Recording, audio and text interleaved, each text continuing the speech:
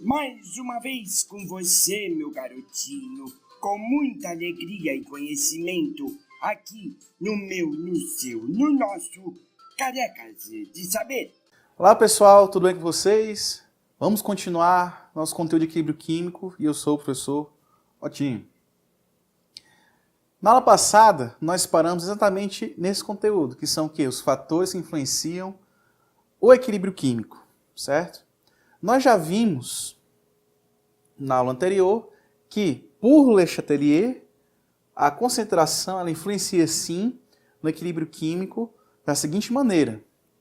Se houver ou um aumento da concentração dos reagentes ou uma diminuição da concentração dos produtos, a reação vai ser deslocada para a direita.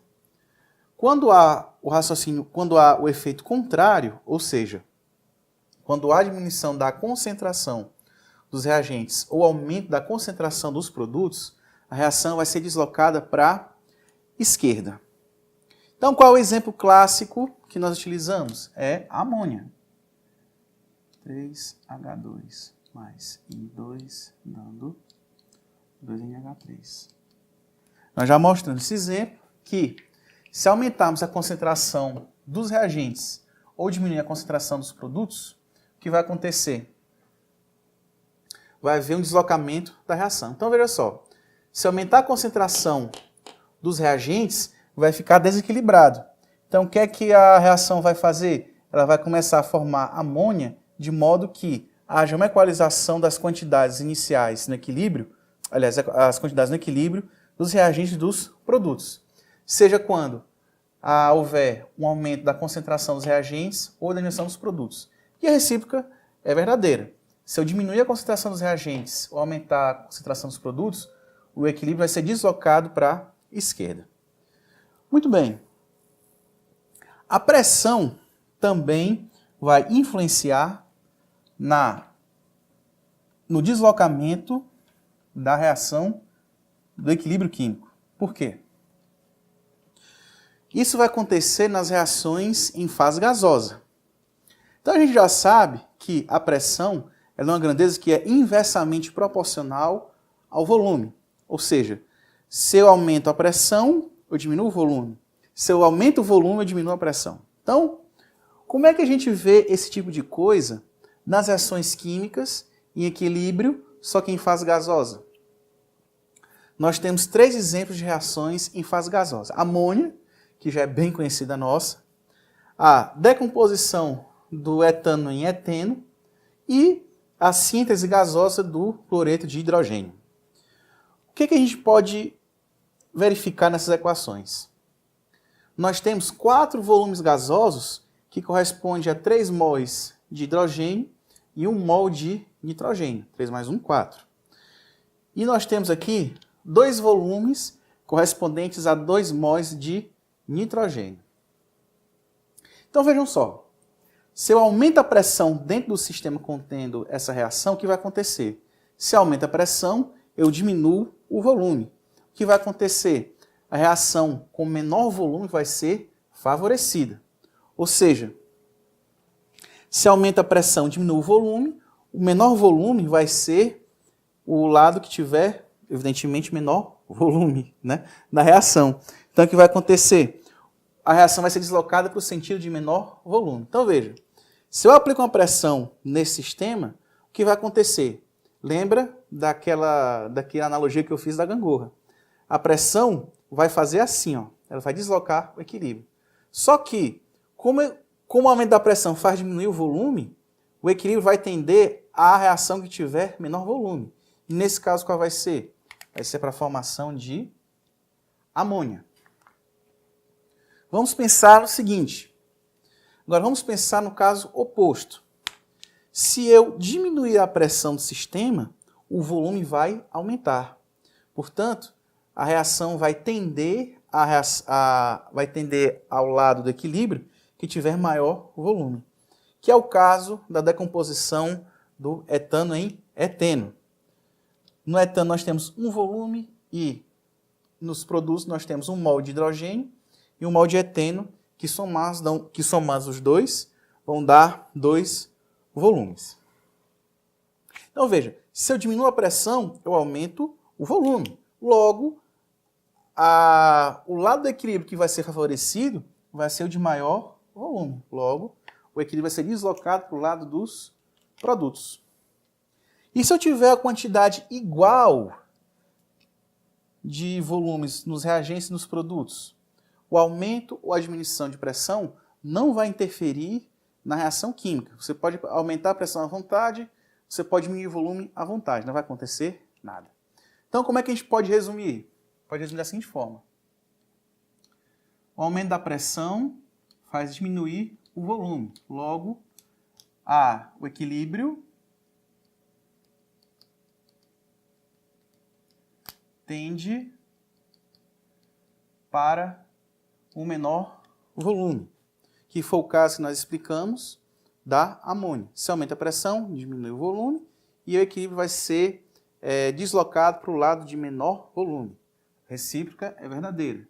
Se eu diminuo a pressão e aumento o volume, o equilíbrio tende para maiores volumes, que foi o caso que nós explicamos aqui.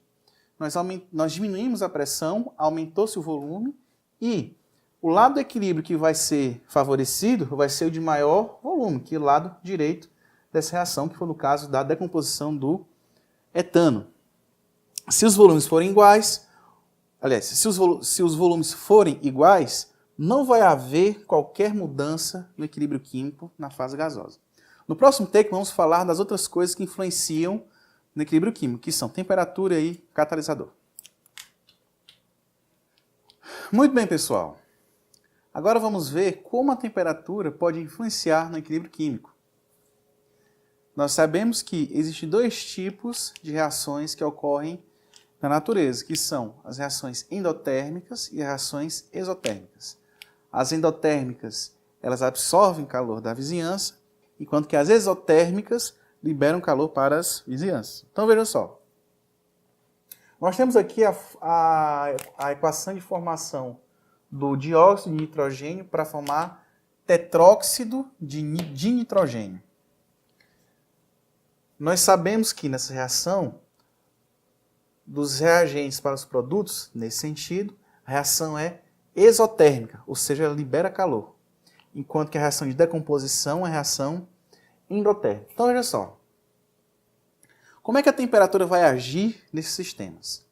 Se eu aumento a temperatura, eu estou adicionando calor ao sistema. Logo, vai favorecer a reação que é endotérmica. Logo, se aumentar a temperatura, o equilíbrio é deslocado para o lado endo. Qual lado endotérmico? É o lado da decomposição de tetróxido de nitrogênio para óxido de nitrogênio, que é a reação 2. Portanto, se aumentando a temperatura eu favoreço a endotérmica, se eu diminuir eu favoreço a exotérmica. Logo, o equilíbrio ele vai ser deslocado para o lado exo. Qual é o exotérmico? Lado 1. Esse sentido de cá. E o catalisador. O catalisador, nós já falamos bastante nas aulas de cinética, é uma substância que vai diminuir a energia de ativação de determinado sistema. Então, o que é que vai fazer o catalisador? Nada mais vai fazer do que diminuir essa energia de ativação. Então, veja só. Nós temos, para uma reação endotérmica, esse tipo de gráfico. E a distância da entalpia dos produtos. Aqui é a entalpia dos reagentes. A distância entre a entalpia dos produtos até o máximo desse gráfico nós chamamos de energia de ativação. O catalisador ele vai simplesmente diminuir essa barreira energética. O que significa dizer? Vai deixar a reação ocorrendo de forma mais rápida. Ela não vai influenciar na constante de equilíbrio e muito menos vai influenciar nas propriedades termoquímicas dela. A entalpia vai continuar sendo, aliás, a variação de entalpia vai continuar sendo negativa, ou seja, para um processo endotérmico, ou, se for um processo exotérmico, vai ser positivo. A única coisa que vai acontecer é a antecipação da reação. Nós vamos ver agora um gráfico, aliás, dois gráficos, mostrando a influência do catalisador numa reação em equilíbrio e também o que acontece quando nós mexemos no equilíbrio. Então, vamos embora. Muito bem, pessoal. Vamos ver agora alguns gráficos de equilíbrio que eu acho interessante vocês saberem, né? Como nós estamos falando, da última coisa que influencia no equilíbrio químico, que é o catalisador, e eu falei para vocês que o equilíbrio químico não interfere no equilíbrio em si, ele vai simplesmente deslocar a velocidade de reação para um tempo menor. Então veja só, nós temos um gráfico concentração versus tempo de uma reação genérica A indo para B. A curva amarela significa dizer que o reagente A está se consumindo até ficar constante. E a curva rosa é o produto B sendo formado até ficar constante. Então, como é que a gente sabe que está em equilíbrio? Quando as curvas de concentração estão paralelas com o tempo, que é uma função constante. Então, o que a gente pode perceber aqui? A partir desse momento, o equilíbrio foi formado, porque a partir daqui a concentração não varia. Isso para uma reação sem catalisador. Na presença do catalisador, o que vai acontecer? Essa curva ela vai ser antecipada. O que nós queremos dizer com isso? Nós queremos dizer que o equilíbrio é formado antes do equilíbrio sem catalisador. O que significa isso? A reação vai ocorrer mais rapidamente. Lembre-se que o catalisador é uma substância que abaixa a energia de ativação. Ou seja, para a mesma reação acontecer na presença de um catalisador, eu vou precisar de menos energia. Se eu preciso de menos energia, ela vai acontecer mais rapidamente, que é o que acontece aqui. Vejam só a curva branca indicada pelo... Aliás, veja a curva branca que representa a concentração dos reagentes. Ela vai tendo um decréscimo muito rápido, até que em determinado momento ela começa a ficar constante e na mesma concentração que estava na reação sem catalisador. Da mesma forma, a curva de formação de produtos ela vai começar antes da curva de formação de produtos sem catalisador, o que já era esperado. Mas o que é mais interessante observar? Que eles, na condição com catalisador, vai ter um tempo de equilíbrio menor, que assim quer dizer, reação mais rápida. Portanto, nesse tipo de gráfico nós temos que a temperatura em equilíbrio com catalisador é menor do que a temperatura. Olha, o tempo de equilíbrio com catalisador é menor do que o tempo de equilíbrio sem catalisador. É somente isso que acontece quando você utiliza um catalisador. Ele não vai influenciar nas concentrações da reação, ele não vai influenciar no deslocamento da reação do equilíbrio químico. Ele vai fazer somente isso, certo? Muito bem, pessoal. Como seria agora um gráfico em que haveria uma perturbação do equilíbrio químico? Vamos pensar na mesmíssima reação, A dando B. Então, como é de praxe, as concentrações, a depender da reação química, vão ficar constantes em um determinado tempo. E vamos fazer três coisas. A primeira, qual vai ser? Nós vamos aumentar a concentração do reagente A. A gente já sabe que, se aumentar a concentração dos reagentes, por Le Chatelier, a reação vai ser deslocada para a direita. Então, o que significa dizer isso? O A vai diminuir sua concentração para aumentar a concentração de B, que foi perdida, para restabelecer o equilíbrio. Então, no momento 1, nós aumentamos a concentração de A. Então, 1, nós aumentamos a concentração de A. O que aconteceu com a concentração de B? Ela diminuiu. Só que, por Le Chatelier, como vai haver o deslocamento do equilíbrio, A vai perder concentração para que B possa ser restabelecido, para formar um novo equilíbrio. Como é que a gente sabe que formou um novo equilíbrio? Porque as concentrações, depois disso, se tornaram constantes. Agora vamos fazer o contrário. Vamos diminuir a concentração de B, que é o passo 2. Pronto, nós tiramos a concentração de B. O que acontece? Diminui a concentração de B e o que vai acontecer? A reação vai deslocar para a direita. Então a concentração de A vai diminuir para que B se estabeleça mais uma vez. O que aconteceu?